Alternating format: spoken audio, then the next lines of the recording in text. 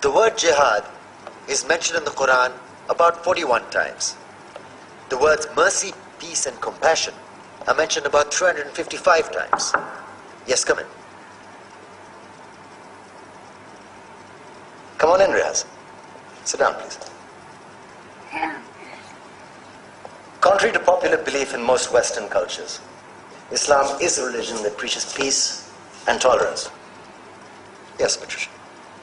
If Islam truly is a religion that preaches peace, then how come the world's most troubled spots, the West Bank, Afghanistan, Pakistan, Iraq, they're all plagued with Islamic terrorism? Well, that depends on your definition of terrorism. Some might argue that the U.S. invasions of countries like Iraq and Afghanistan are also acts of terrorism. No, those were acts of war to get rid of despotic regimes. Or a means of getting at a country's oil. Conspiracy theories. Well, May I? Yes, please. Go ahead, Riaz. Mr. Khan is right. I mean, if we're talking about terrorists, the world's biggest terrorists are the white superpowers. Come on now. No, really, stop and think about it. Explain 9/11. Okay. Do you know how many people died in the Twin Towers strike? Around 3,000.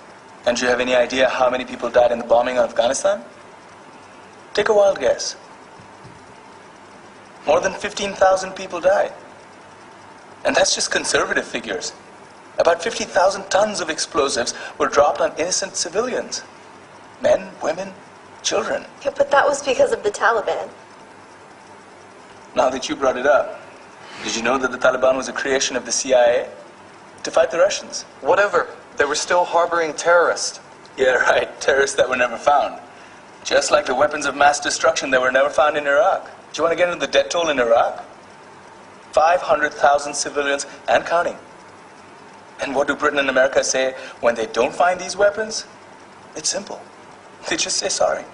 And still refuse to relinquish control of these countries. What are you trying to say? What I'm trying to say is that just because you're American, wear a fancy suit, and call yourself the president, doesn't make you any less of a terrorist.